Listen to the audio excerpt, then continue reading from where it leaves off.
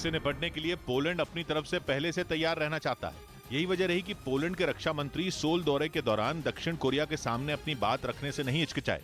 उन्होंने साफ साफ कह दिया कि रूस कभी भी उस पर हमला कर सकता है, जिससे निपटने के लिए उसे हथियारों की जरूरत पड़ेगी। इसलिए पोलैंड के रक्षा मंत्री ने दक्षिण कोरिया से हथियारों की सप्लाई जल्द करने की मांग की। हालांकि नेटो देश पोलैंड लगातार अपने पड़ोसी देश यूक्रेन को रूस के खिलाफ लड़ने के लिए हथियारों की सप्लाई कर रहा है, ताकि यूक्रेन पर बना खतरा टल जाए और उसके ऊपर भी मंडरा रहे खौफ के बादल छट जाएं। अगर पोलैंड को वक्त से पहले दक्षिण कोरिया हाईटेक हथियारों की सप्लाई कर देता है तो पोलैंड की आर्मी मजबूत हो जाएगी और उसे पुतिन को जवाब देने में ज्यादा सोचना नहीं पड़ेगा।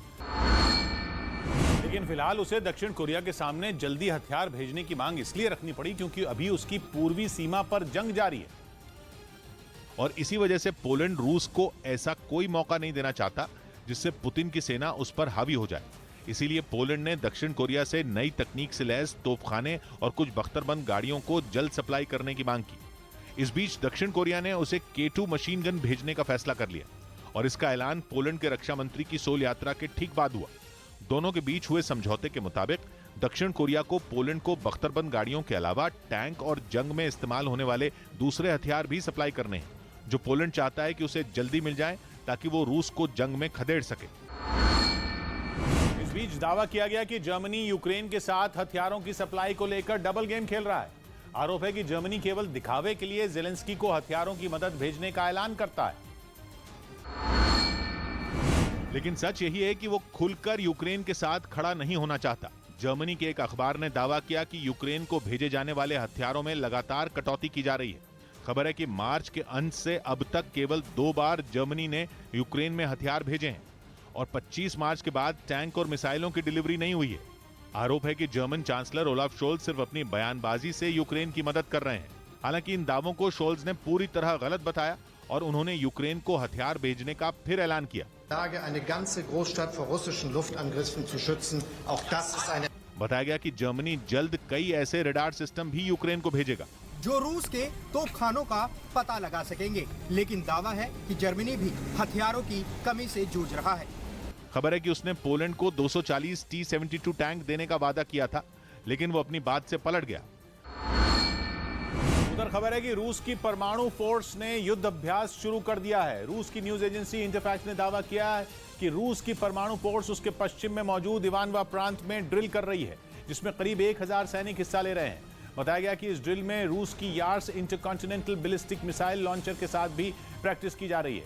रूस की परमाणु फोर्स की इस एक्सरसाइज की टाइमिंग तो अहम है ही, वो रूस के पश्चिम में जिस इवानवा प्रांत में हो रही है वो भी अहम है, क्योंकि रूस के पश्चिम में ही यूक्रेन है, जहां के पूर्व में रूस ने भयानक जंग छिड़ी हुई है। इस बीच खबर है कि यूक्रेन में जंग लड़ रहे रूसी सेना के कई अधिकारी राष्ट्रपति पुतिन को जमकर कोस रहे हैं। दावा किया गया कि वो जंग के मैदान में पुतिन के कई फैसलों से भड़के हुए हैं। और इसका पर्दाफाश यूक्रेन की खुफिया एजेंसी ने रूस के 2 कर्नल के फोन को टैप कर किया। दावा किया गया कि पुतिन समय पर सेना के अधिकारियों को सही कमांड नहीं दे पा रहे हैं, जिसकी वजह से जंग में कई रूसी जवानों की मौत हो रही है। खबर है कि अब इसी बात से रूस की सेना के कई कर्नल अब खुलकर अपनी नाराजगी जता रहे हैं। रूसी सेना के जिन 2 कर्नल के फोन टैप किए गए, बताया गया कि उनमें एक इसलिए नाराज था क्योंकि पुतिन ने कीव पर मिसाइल हमले के आदेश नहीं दिए। खबर है कि रूसी फौज के कुछ अधिकारी भी गुस्से में हैं, क्योंकि जंग के मैदान में वो सैनिकों की कमी से जूझ रहे हैं। दावा है कि रूसी सेना में नए जवानों की भर्ती का वादा तो किया जा रहा है, लेकिन उनकी भर्ती नहीं हो रही। वहीं यूक्रेन के साथ जंग में रूस ने अपनी सेना के एक और अधिकारी को खो दिया।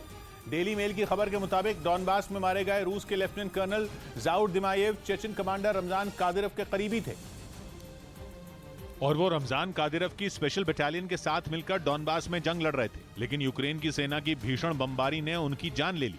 बताया गया कि लेफ्टिनेंट कर्नल जाउर दिमायेव का काफिला डॉनबास के एक इलाके से जा रहा था, लेकिन उसी वक्त वहां यूक्रेन की सेना की तरफ से दागा गया गोला आकर गिरा, जिसकी चपेट में आकर जाउर दिमायेव समेत 4 लोगों की मौत हो गई और उनमें एक जाउर दिमायेव रमजान कादिरव के बेहद करीबी बताए जाते थे। इसी वजह से डॉनबास में जाउर कादिरव की फौज के साथ मिलकर यूक्रेन की सेना से मोर्चा ले रहे थे, लेकिन यूक्रेन के हमले में उनकी मौत हो गई। 2 दिन पहले भी यूक्रेन ने रूस के 2 बड़े कमांडरों को मार गिराने का दावा किया था।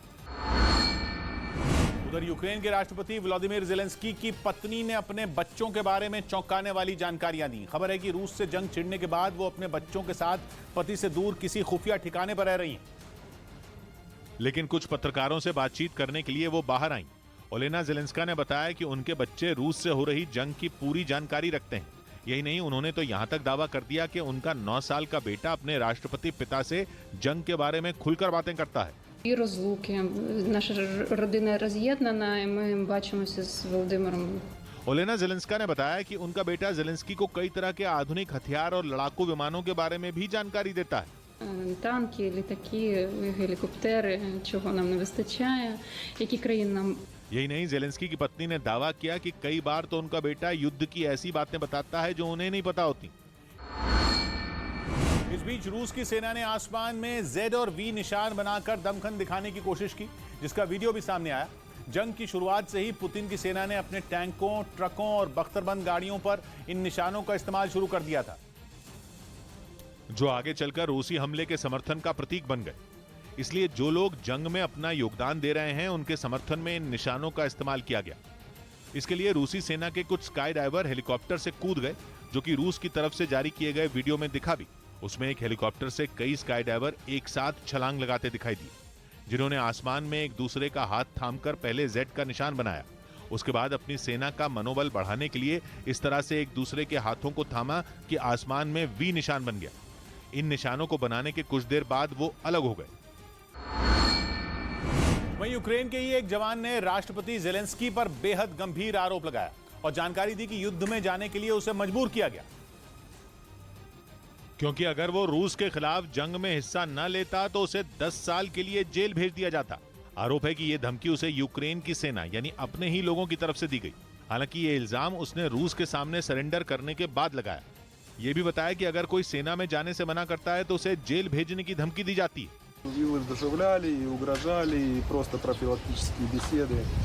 आरोप तो ये भी है कि कुछ शहरों से सेना में जबरन भर्ती की गई और उनको जंग के मैदान में झोंक दिया गया, क्योंकि यूक्रेन के सैनिक रूस के हमलों से इतना डरे हुए हैं कि वो मुकाबला छोड़कर ही भाग खड़े हुए। कईयों ने तो अपना पद ही छोड़ दिया।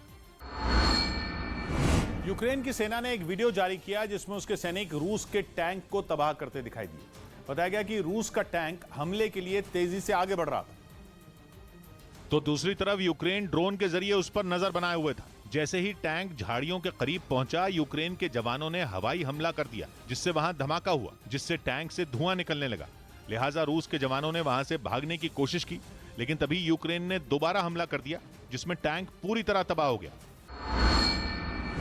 उधर रूस के सरकारी टीवी चैनल पर हुई एक डिबेट ने एक बार फिर तीसरे विश्व युद्ध की आशंका को हवा दे दी। ये खबर उस दिन आई जब पुतिन ने यूक्रेन में हथियारों की खेप भेजने के लिए अमेरिका को चेतावनी दी, और उसी दिन आई तीसरे विश्व युद्ध की आशंका में गहरा रिश्ता होने का दावा किया जा रहा है।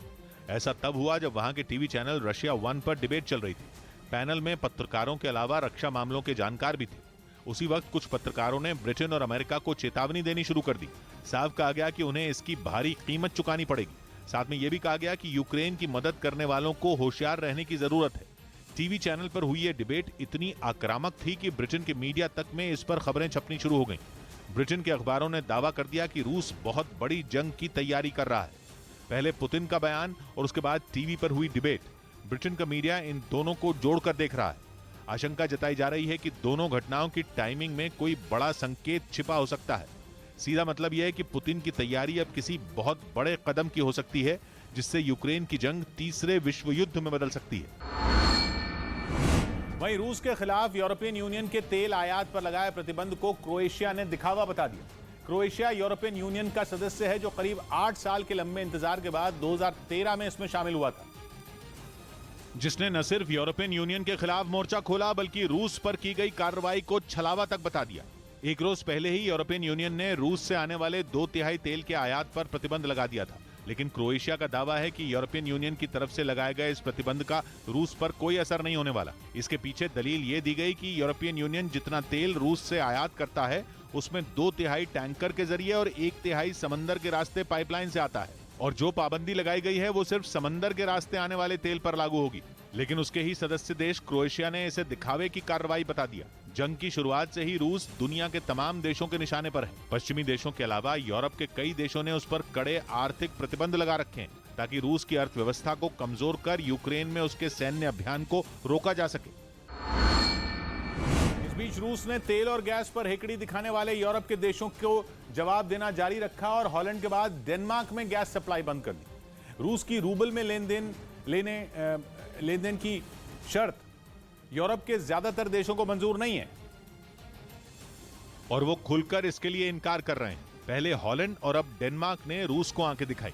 डेली मेल ने लिखा कि डेनमार्क की सबसे बड़ी ऊर्जा कंपनी एस्टेल ने रूस की ऊर्जा कंपनी गज़प्रोम को रूबल में पेमेंट करने से मना कर दिया, जिसके बाद रूस ने भी बिना देर किए वहां होने वाली तेल और गैस की सप्लाई रोक दी, जिसका सीधा मतलब यह है कि रूस यूरोप के देशों के आगे नहीं झुकेगा। रिपोर्ट में दावा किया गया कि रूस ने साफ कर दिया है कि उसे दूसरे ग्राहक मिल जाएंगे। मतलब रूस ये समझ रहा है कि दुनिया में उसका तेल और गैस खरीदने वाले कई खरीदार हैं जो बिना शर्त उससे लेन देन करेंगे। जबकि डेनमार्क का मानना है कि उसे फिलहाल कोई दिक्कत नहीं होगी। डेनमार्क उत्तरी यूरोप का एक ऐसा देश है जो हजारों द्वीपों से मिलकर बना है और केवल एक तरफ से उसकी सीमा जमीन से लगती है। डेनमार्क जिस देश के साथ अपना बॉर्डर शेयर करता है वो है जर्मनी, जबकि बाल्टिक सागर उसे स्वीडन से अलग करता है। मतलब डेनमार्क ऐसे देशों से घिरा है जो रूस के दुश्मन है। स्वीडन नेटो में शामिल होने की वजह से पुतिन के निशाने पर है, जो जर्मनी यूक्रेन के साथ खड़े होने की वजह से उसका दुश्मन बन गया।